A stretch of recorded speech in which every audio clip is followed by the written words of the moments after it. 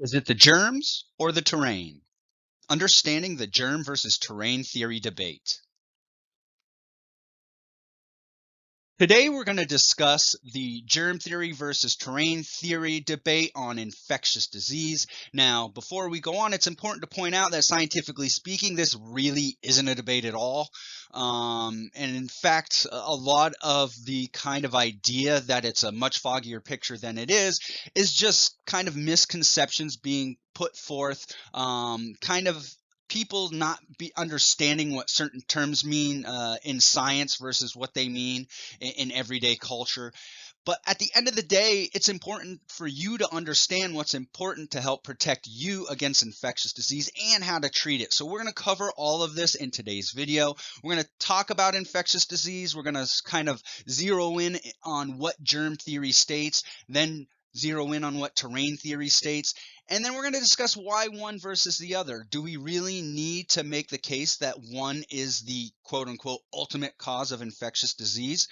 And then we're going to kind of discuss a personal tale, which I hope will help you understand why it's important to understand which ones are important, and in fact, all factors matter, so that you can make informed decisions on monitoring your children or understanding when you yourself may have developed an infectious disease and how you should treat it appropriately. On top of that, you can also look at the things that matter to help prevent infection or prevent severe infection from occurring in you or your family. To begin, it's important that we start with germ theory. The reason being, germ theory is scientific consensus, meaning that's what kind of everyone in science believes, or at least the vast majority of people. And germ theory posits that microorganisms such as bacteria, yeast, slash fungus, and viruses cause infectious disease, and that these microorganisms are transmitted from person to person through the respiratory route, contaminated food, contaminated water, sexual contact, and things of that nature. Now, it's important to point out that we have to define causation in a scientific in the scientific realm, because it's a little different than what most lay people use that term for. When you say X causes Y and you're just a lay person, you're saying that this is the only way that things happen. But that's not what scientific causation means. Scientific causation means there is a direct path from one exposure to an outcome, but that doesn't mean it's the only thing that matters. So, for example, we can all agree that smoking causes lung cancer, but people who don't smoke can also get lung cancer. Smoking is just one way to get from point A, exposure, to point B, outcome, which is cancer. But the germ theory does not dismiss that the terrain matters at all. In fact, saying that kind of the idea in the lay people is that, if germs cause disease, then the terrain doesn't matter. That's not actually true. And germ theory does not even address the terrain whatsoever, simply because it's focusing on the germ. But that doesn't mean that terrain doesn't matter. It just means that we know that specific germs will lead to specific outcomes. And so that's what germ theory is. Now, there's something called Koch's postulates. This was developed in 1890, and they're criteria for identifying whether a microorganism is causal to a disease outcome. And it's important to bring this up because it did play a role in germ theory early on, and it's also kind of used as a reasoning by people who believe in terrain theory that germ theory is incorrect. So let's kind of dig into what Koch's postulates were. Now, there are four postulates within Koch's postulates. The first being that if an microorganism causes a disease, then it must be found in people suffering from the disease. So, for example, if you have flu and the influenza virus causes the disease, then there must be influenza virus in your body in order for it to be causal to the disease. The second is that the microorganism must be isolated from a diseased organism and grown in culture, meaning you must be able to kind of produce it in a petri dish. The cultured microorganism should cause disease when you give it to another healthy organism. So if you isolate influenza virus and expose somebody to it, it should give that person influenza. And the microorganism must be re-isolated from the inoculated experimental host and identified as being identical to the one that was given to it. So it's important to point out that within 3 years of dropping these postulates, Koch actually kind of reneged on the first one. The reason being it did not account for asymptomatic spread of disease. There can be asymptomatic carriers of a disease. So he kind of abandoned the first postulate right away. And another one to kind of bring up and focus in on is the second, which is that states that the microorganism must be isolated from a diseased person, and then you should be able to culture it. The problem with this one is that viruses had not been identified at this point, and the problem with viruses is they're not alive, so they can't be cultured. In order for a virus to kind of make more of itself, it actually uses the host machinery to make itself. So viruses are an exception, a clear exception that we have identified over and over and over and over again. And kind of the people on terrain theory who say germ theory is false will state that, well, it fails Koch's postulates. Viruses fail Koch's postulates. But that's because Koch had no idea what a virus was at the time. And we also have another type of disease, a prion disease, which are misfolded proteins, increasing misfolded proteins in people, and they are transferable diseases. We know this is the case, and prions also cannot be cultured in a dish. So the idea that viruses don't exist and don't cause disease because they fail number 2 of Koch's postulates, that's because Koch's postulates were made in 1890, and viruses, really, we didn't know much about them, and we didn't know that they weren't alive until around 1935.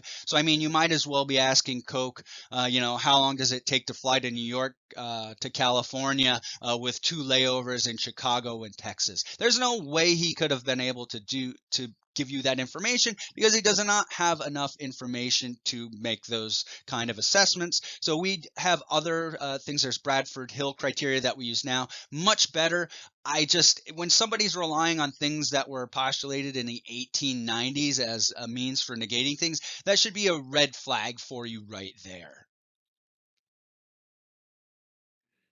Now let's kind of move on to what terrain theory posits. With terrain theory, the idea is that the internal environment dictates disease, not the spread of germs.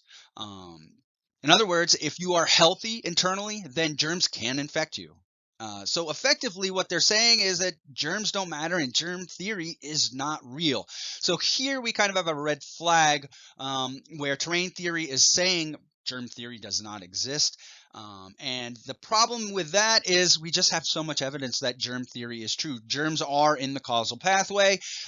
People who have the flu, they don't have some other infectious agent. You can identify the flu in that individual. You can't identify the flu and then put it in a petri dish and kind of culture the flu, but that's because the flu requires your cellular machinery to reproduce itself.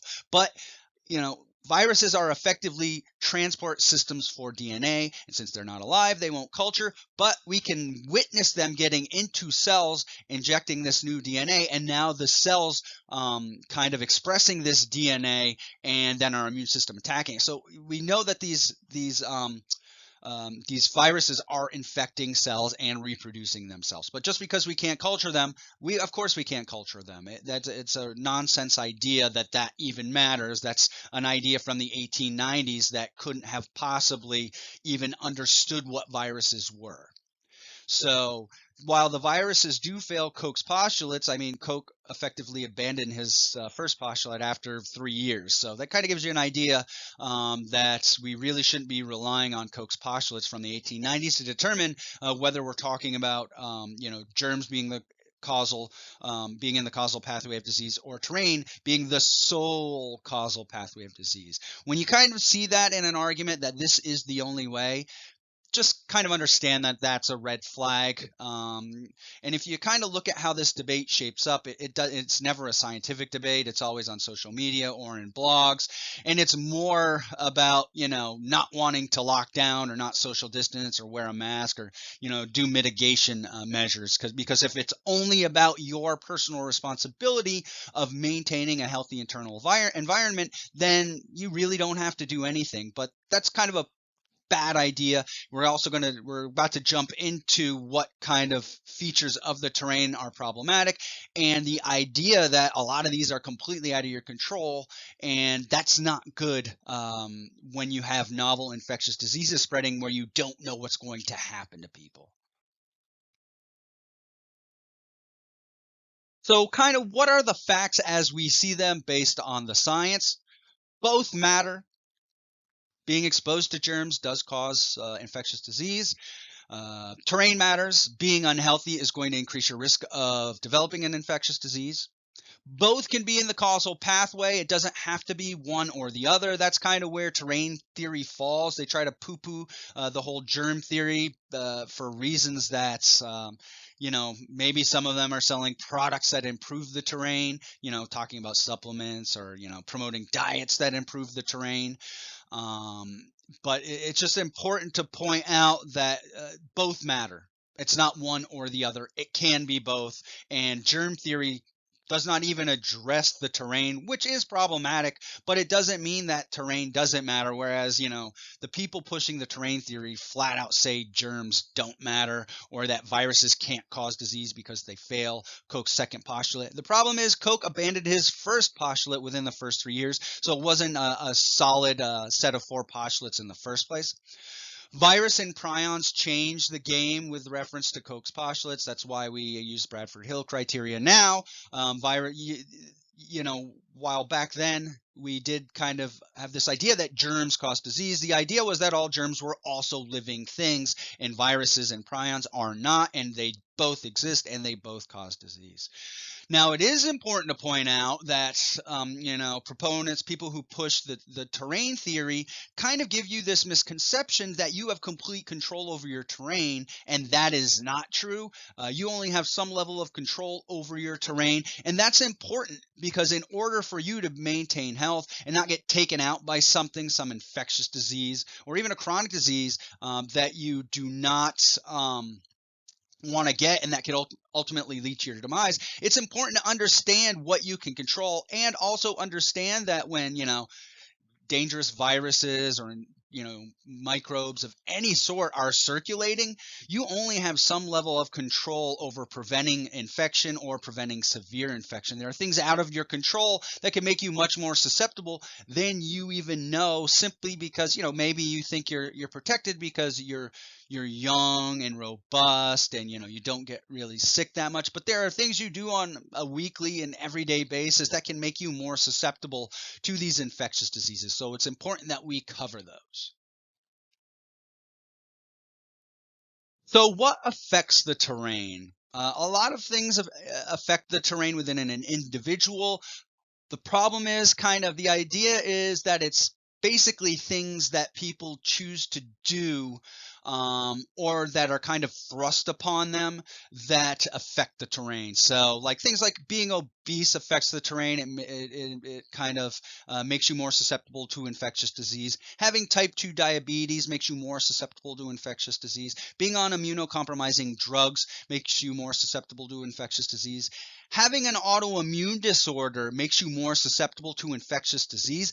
But on the other end, catching an infectious disease can cause you to get an autoimmune disease as well. So, there's certain diseases that promote autoimmunity. So if there's any argument about preventing yourself from getting an infectious disease, that's it, because once you get that autoimmune disease, then you are more susceptible to other infectious diseases. Now, these are kind of, during the most recent COVID-19 pandemic, these are the ones that are put out there by the terrain theory people. You have to be in good shape. You have to exercise. You have to get rid of obesity. You have to, if you have type 2 diabetes, you have to reverse it. If you're on immunocompromising drugs, you should be kind of isolating yourself, same as if you have autoimmune disease.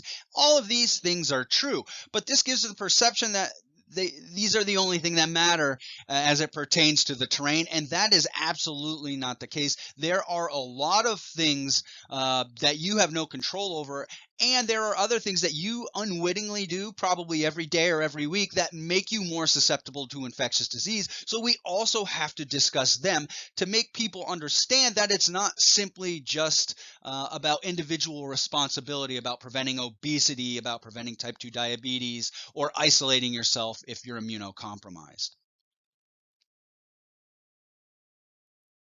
So what else affects the terrain? There are things that are outside your control or things that you just like to do on a regular basis that can make the terrain more susceptible to infectious disease. There's age. The very young are immunocompromised because they haven't really been exposed to anything. The very old, even in your 40s, 50s, and 60s, are immunocompromised because their immune system kind of shifts to a more hyper-inflammatory profile, and they're less able to form an antibody response to infectious disease. In other words, the adaptive immune system is not able to identify, say, SARS-CoV-2 or influenza A or B. And so what ends up happening is, since you have that delayed kind of immune response, the virus or the bacteria or what have you, the infectious agent is more likely to be able to proliferate, which means you are more likely to become to develop an infectious disease, and you are more likely to have a more severe infectious disease when you are older. Alcohol, who doesn't like consuming alcohol? When you are drinking alcohol, you become immunocompromised, and that continues through a day or two. Alcohol has a really damaging effect on the immune system and body in general. So when you're consuming alcohol, you are effectively immunocompromised, so your terrain is susceptible to infectious disease. Time of exposure, in other words, certain viruses or bacteria are more likely to circulate when you're exposed to them at different times. Things like the influenza virus, we understand this because you can look at when people get vaccinated and what their antibody response to that is. Generally speaking, for influenza, getting exposed during the earlier part of the day, you're more likely to form a robust immune response that is going to prevent more likely to prevent infection in general, but also to prevent severe infection, provided the infectious organism is able to kind of proliferate in the body. Circadian disruption is another big one.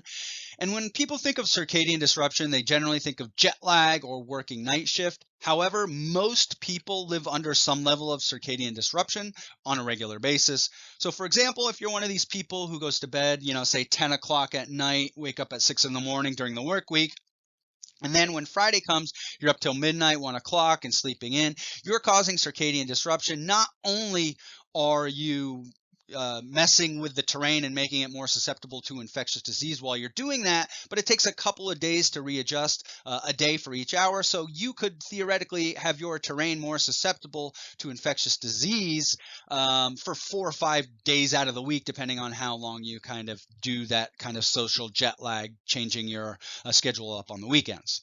We also have genetic factors that are important. Some of those are involved in the immune system, but some of them are not going to be. For example, if you have genetic polymorphisms that cause you to increase the amount of a receptor that a specific virus uses, that virus is more easily going to infect you than somebody who has, the regular gene. Again, that's completely out of your control. And the most important thing to understand about genetic factors is, as a novel infectious agent is circulating in the population, you do not know what those genetic factors are. So you are rolling the dice just by kind of saying, yeah, screw it. The terrain is the only thing that matters. The problem is you don't have control over everything that regulates the terrain. And some of those things you will not know too many years after the infectious agent begins circulating. Sleep deprivation causes immunocompromisation. So it's important to understand that, maybe you have a kid that disrupts your sleep, or maybe you live in a certain area that disrupts your sleep, or maybe you are, taking a flight, 3 time zones over, that's going to disrupt your sleep, disrupt your circadian rhythms. All during that time, you are going to be immunocompromised. In other words, your terrain is going to be more susceptible to disease. And finally, stress. Who doesn't get stressed? People are stressed all the time. Stress has a really important effect on the terrain. thinking about things like, herpes infections. Herpes infections seem to kind of reactivate under times of periodic stress. Same with Epstein-Barr.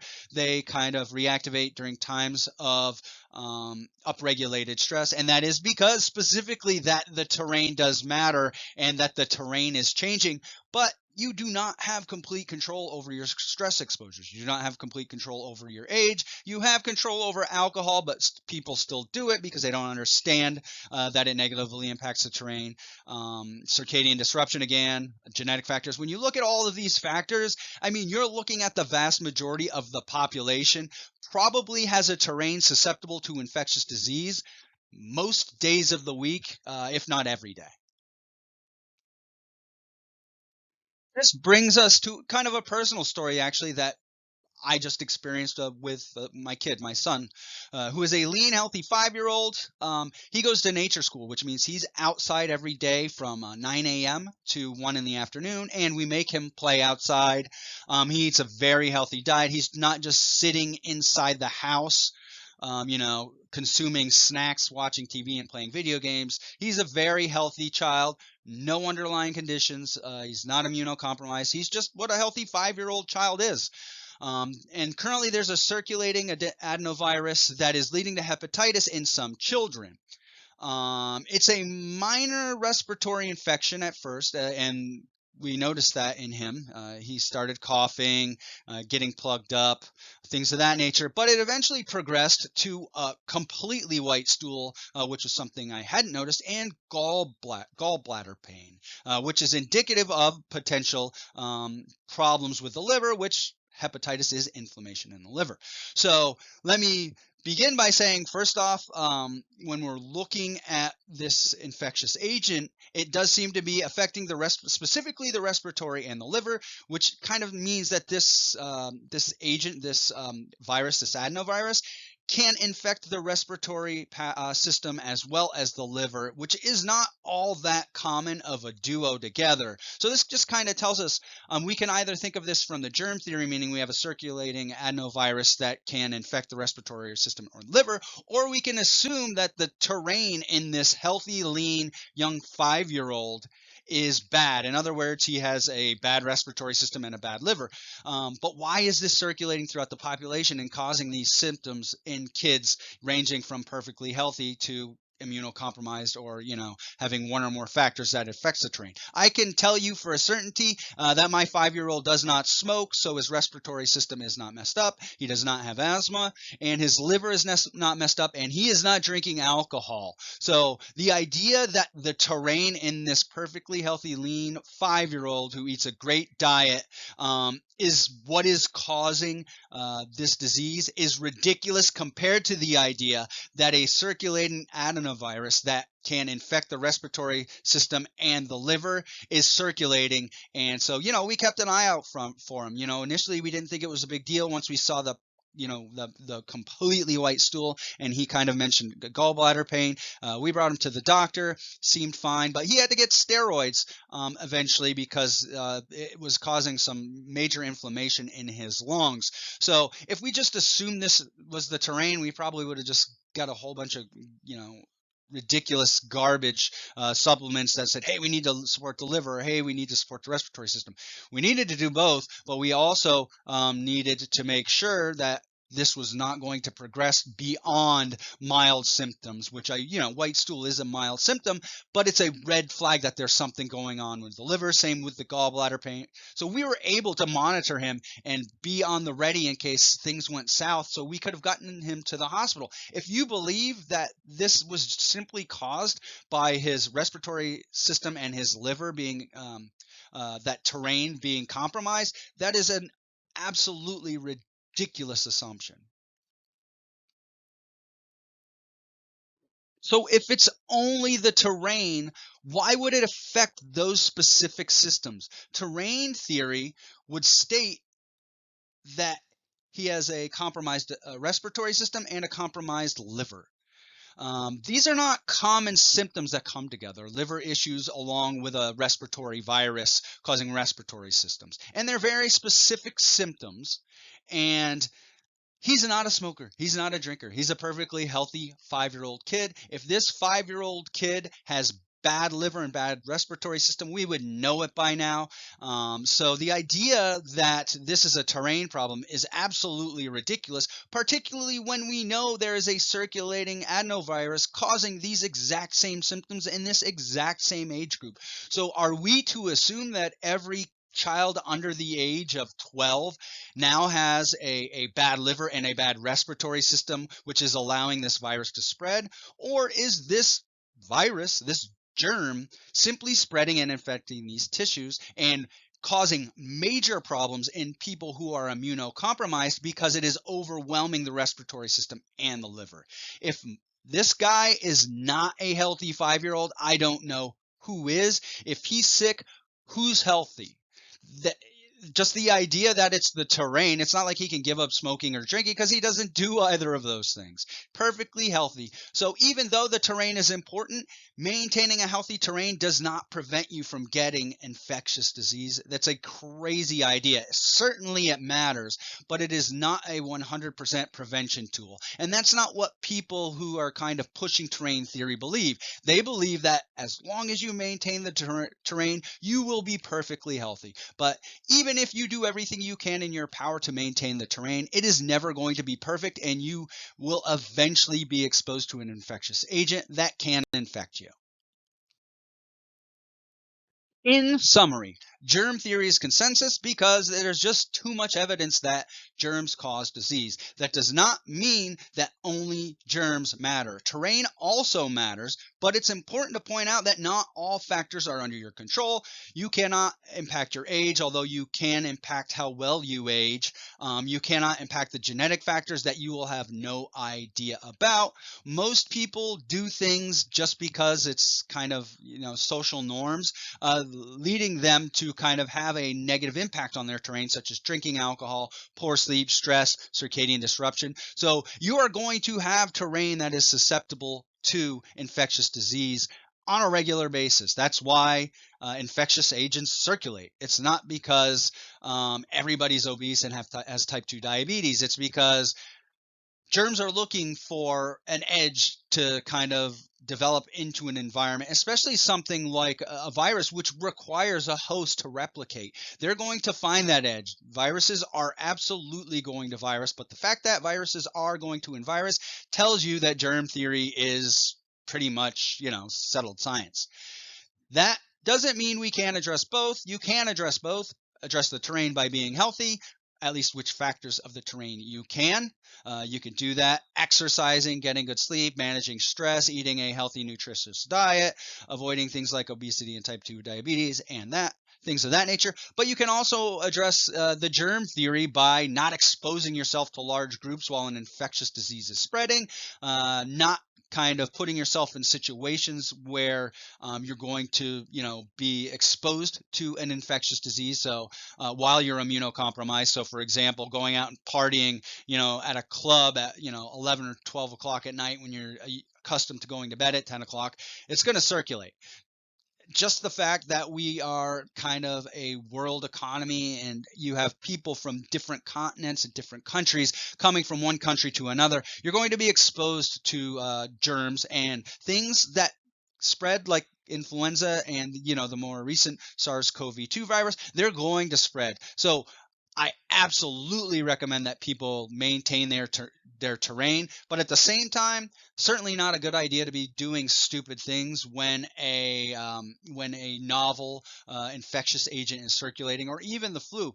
You may not feel bad about getting the flu in your 30s, 40s, 50s. But once you get much older, it's important to understand that that germ is going to be more likely to infect you and lead to a more severe outcome. Same thing even if you are young, if you're kind of burning the candle at both ends, if you are, switching up your schedule on the weekends, you're flying across time zones, or you work night shift, all of those things are going to help infectious disease spread. So ultimately, what is the conclusion here? Germ theory versus terrain theory, both matter. Only one of them states that the other doesn't matter. So just, take that as kind of a clear indication that, the people who are pushing the terrain as the only important factor are typically doing so because they don't want to kind of abide by things that are preventing the spread of infectious disease, or they're trying to sell you something that will improve your terrain. Germs absolutely matter. Terrain ultimately matters. So take care of both, and thanks for listening in, and take care of yourself.